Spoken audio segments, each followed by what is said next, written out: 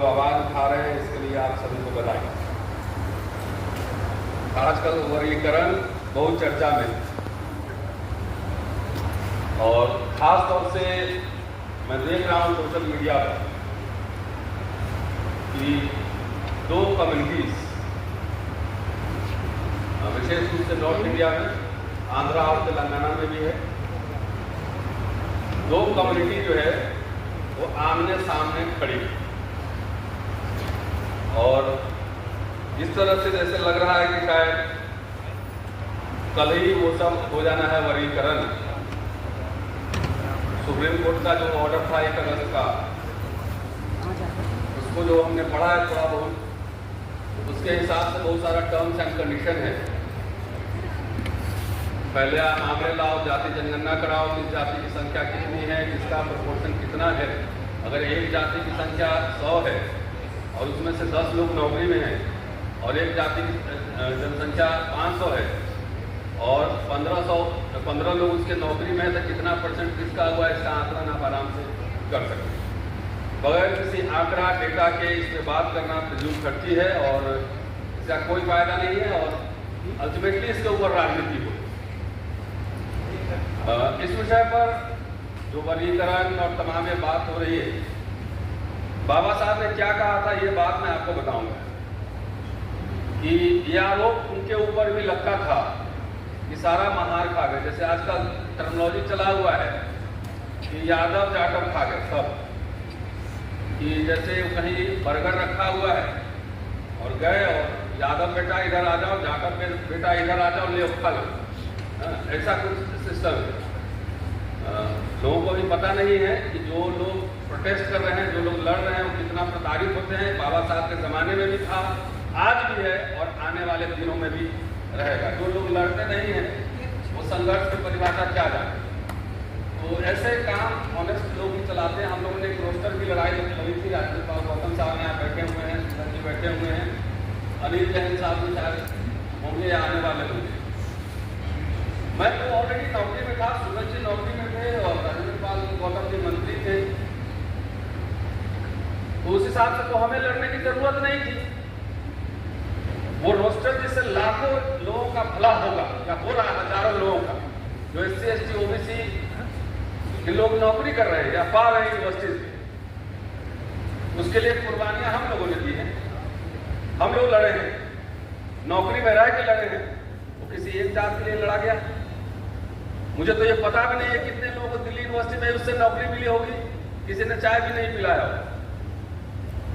ये समाज इतना एहसान फरामोश समाज भी है। मैं खुल के कहता हूँ, नाराज हो जाइएगा तो मर्सिडीज थोड़ी मुझे दिए थे कि वापस ले लीजिएगा। इतना एहसान फरामोश है। यही अपर कास्ट के लोग करते हैं तो उसको तो क्या क्या कह के लोग सर पे उठा लेते हैं। यहाँ अपने जेब से नोट खर्चा करके अपने ऊपर मुकदमा लड़के आपकी लड़ाई लड़ी जाए और उसका आपको महत्व पता नहीं, और बाद में आपस में कोई लड़ाएगा, लड़ने के लिए तैयार हो जाए।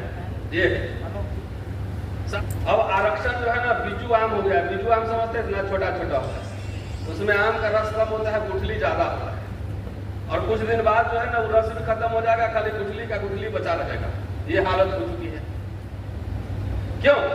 क्योंकि आपने आरक्षण की कोई लड़ाई ही नहीं ली, आपको फ्री में मिला है। और ये बात सही है कि आरक्षण की लड़ाई सबसे ज्यादा महारों ने लड़ी और डॉक्टर अम्बेडकर ने लड़ी, लेकिन वो क्या महारों के लिए लड़े? मेरे पास पेपर रखे हुए हैं, कई कागज लेके चलता हूं बैग। उन्होंने कहा था कि ये लड़ाई ये महारों की नहीं है, ये महारों के लिए नहीं लड़ी गई है, भारत के तमाम अस्पृश्य समुदाय के लिए ये लड़ाई लड़ी गई है। हम लोग को फ्री में मिला, वो भी खत्म होते जा रहा है। कहीं आपने इतना बचा हुआ, फिर इतना बचेगा, बोले इसी में हम लोग बांटेंगे। कोई भारत बंद रोजगार के सवाल पर, कोई भारत बंद शिक्षा के सवाल पर, कोई भारत बंद स्पेशल कंपोनेंट के नाम पर कभी चर्चा में है इस समाज में? आपके बच्चों को फेलोशिप नहीं मिल रहा है, जाके देखिए आउटसोर्सिंग हो गया है, जाकर देखिए प्राइवेटाइजेशन हो गया है, मिनिस्ट्री में जाकर देखिए NGO काम कर रहे हैं और वहां पे आपको 5 आदमी भी नहीं मिलेगी। कोई टेंशन है? कोई टेंशन नहीं है समाज में। तो आगे 10 साल इंतजार कीजिए, सब एक कागज में फ्रेम बनवा के, फ्रेम और सर्टिफिकेट दीवार पर टांगना पड़ेगा कि एक जमाना था जब हमें आरक्षण मिला था, कोई टेंशन नहीं है, कोई उबाल नहीं है। डॉक्टर अंबेडकर जो कह रहे थे वही बात मैं आपको बताता हूं कि देखिए, हमें तो चौतरफा लड़ना पड़ता है। जो धर्म, जो संप्रदाय हमें हीन के कहेगा, भेदभाव करेगा, ऊंच नीच करेगा, सवाल उससे भी पूछा जाएगा, उसको करारा जवाब भी दिया जाएगा, उससे भी लड़ा जाएगा। लेकिन हम अपने समाज को स्पॉट फ्री नहीं छोड़ सकते, फ्री नहीं छोड़ सकते। आलोचना इनकी भी होगी कि 40 साल से आप मिशन मूवमेंट चला रहे हैं, कौन सा अचीवमेंट है मुझे बताइए, कौन सा अचीवमेंट है? जो सरकारी बाबू लोग का संगठन है, करोड़ों करोड़ चंदा जा रहा है, अपनी नौकरी बचवा पाए अपने डिपार्टमेंट में। रेलवे में इतना बड़ा एम्प्लॉय एसोसिएशन है, तमाम जगह है, कभी कोऑर्डिनेशन कमेटी बनी कि निजीकरण के खिलाफ हम भारत बंद करेंगे? तो नहीं, जो प्राइमरी काम है उसको छोड़कर हम क्या कर रहे हैं? तब मिशन मूवमेंट चला रहे हैं, कुंजी छाप किताब लेके गांव गांव घूम रहे हैं, पर्ची काट रहे हैं, चंदा काट। अपनी नौकरी बचा लो, रिटायर्ड हो गए, बच्चों को नौकरी नहीं मिल रही, ये कभी ध्यान में आया? इस पर चर्चा हुई, बहस हुई? मैं कोई नेता नहीं हूं, ना आपसे वोट लेता हूं, ना चंदा लेता हूं। एक इतिहास के छात्र होने के नाते समीक्षा करता हूं। ब्राह्मणवाद, मनुवाद से भी लड़ेंगे, लेकिन आपसे भी लड़ेंगे। डॉक्टर अंबेडकर को भी मांगो, महारो, मांगो, ढोर, चमार समुदाय, तमाम तरह से उनको चैलेंज मिलते थे, उनको लड़ना पड़ता। तो हमारे समाज का अगर नेतृत्व, इंटेलेक्चुअल नेतृत्व नहीं, हमारे समाज का नेतृत्व घिसे पिटे लोगों के पास है। सिर्फ मैं पॉलिटिकल लीडरशिप की बात नहीं कर रहा, मैं इंटेलेक्चुअल लीडरशिप की बात कर रहा हूं। अगर उनके पास है, तो समाज का जो हाल हुआ है, 15 साल 10 साल और ठहर जाइए, 10 साल ठहरिए। मिशन मूवमेंट चला रहे हैं, कौन सा मिशन मूवमेंट चला रहे हैं? शिक्षा बर्बाद हो चुका है, लाखों स्कूल बंद हो चुके हैं, यूनिवर्सिटी की क्या हालत है हम जानते हैं, सरकारी दफ्तरों में क्या हालत है वो भी हम जानते हैं। क्लास 3, क्लास 4 आउटसोर्सिंग हो गया, प्राइवेटाइज हो गया, कोई आंदोलन नहीं है, मिशन मूवमेंट चल रहा है, चला दो भैया। हमारे नेता और हमारे समाज के लोग, आप सब देखिए, मैं बार बार इस बात को रिपीटेडली मैं पूना में भी परसों बोला हूं, शनिवार को आज भी कह रहा हूं कि आप लोग नींद में सपने मत देखिए, आंख खोल के सपने देखिए, रियलिस्टिक ड्रीम्स में आइए, जो रियल हम अचीव कर सकते हैं। बाबा साहब डॉक्टर अंबेडकर ने कब कहा था कि हम आरक्षण लेने वाला नहीं देने वाला समाज बनेंगे? कभी कहा, पढ़ा है कहीं आपने? कब कहा था कि आरक्षण हम लेने वाला नहीं देने वाला समाज बनेंगे? हमारे इधर कहावत है कि बाप मर गया अंधेरा में और बेटा के नाम पावर हाउस। डॉक्टर अंबेडकर तो आरक्षण लेने वाला बने, उससे ज्यादा विद्वान, उससे ज्यादा बड़े नेता है। यह सब दुनिया का सबसे बड़ा झूठ है कि हम आरक्षण देने वाला बनेंगे, एकदम गलत बात है। जो मिला था वो भी खत्म हो रहा, सब खत्म हो गया। IIT में आपके बच्चे सुसाइड कर रहे हैं, मेडिकल कॉलेज में आपके बच्चे सुसाइड कर रहे हैं, कोई सुनवाई नहीं। कह रहे हैं राजा बनेंगे, हुक्मरान बनेंगे तो एक दिन में सब ठीक कर लेंगे। राजा बन लेना तो अपने कर लेना। तो हर साल बजट कटौती हो जाती है। पहले अखबारों में छपता था कि schedule caste, schedule tribe, special component plan में इतने पैसे मिले। आजकल बजट जब आता है, कहीं आपको एक लाइन में नजर आता है? एक लाइन कह रहा हूं मैं, एक लाइन। तो हमारा नेता भी, हमारा समाज भी एकदम भांग के नशे में कि राजा बन लेंगे तब कर लेंगे। तो ठीक हो रहा है, खत्म हो रहा है, बन लेना राजा, तब कर लेना।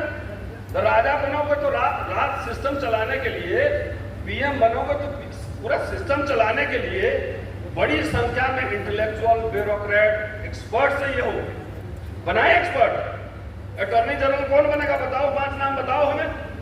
तो बेसिक फंडामेंटल काम जो जीरो से शुरू होता है, घर से, स्कूल से, कॉलेज से, यूनिवर्सिटी से, उस काम में हमारी कोई दिलचस्पी नहीं है। यह बात रूलिंग एलिट जानता है, और जानता है इसलिए आपको आपस में भिड़ा रहा है। केक का साइज बड़ा हो, नौकरियां ज्यादा हो, इसके लिए कोई हलचल है? कोई हलचल नहीं। वो यूनिवर्सिटी से 2-4-10 लोग दिल्ली में बैठे, 10 लोग हल्ला करते हैं, तो उससे कभी माहौल बन जाए तो बन जाए, कोई हलचल नहीं है। इसलिए मैं ये कह रहा हूं और बहुत गंभीरता से कह रहा हूं कि आप कम से कम डॉक्टर अंबेडकर, कभी उन्होंने कहा कि मैं राजा बनूंगा, मैं प्रधानमंत्री बनूंगा, तब मैं अपने अछूतों के उद्धार के लिए काम करूंगा? कहां कहा? कहां कहा? नहीं कहा उन्होंने। वो वायसराय से मिलते थे, डेलीगेशन साइमन कमीशन, बोरो कमीशन की बात कर रहे थे, साउथ बोरो कमीशन की बात कर रहे थे, Simon commission, round table conference जाते थे, मेमोरेंडम देते थे कि हमारे अछूतों का हमारा ये डिमांड है, हमारे पिछड़े वर्गों का ये डिमांड है। वो पूरा डेलीगेशन, समझिए, मैं इतिहास का छात्र हूं, मैं अनरियलिस्टिक ड्रीम्स नहीं देखता, मैं आंख खोल के सपने देखता हूं कि मैं ये अचीव कर सकता हूं, मैं 3 साल में एक किताब लिख सकता हूं। ये नहीं दावा कर सकता कि मैं कार्ल मार्क्स बन जाऊंगा, अमर्त्य सेन बनूंगा। अमानवीय स्थिति में रह रहा था, लेकिन विद्रोह नहीं कर रहा, आंदोलन नहीं कर रहा। कहते हैं कि अगर हमने आक्रामक रुख नहीं अपनाया तो हमारा टिके रहना मुश्किल है।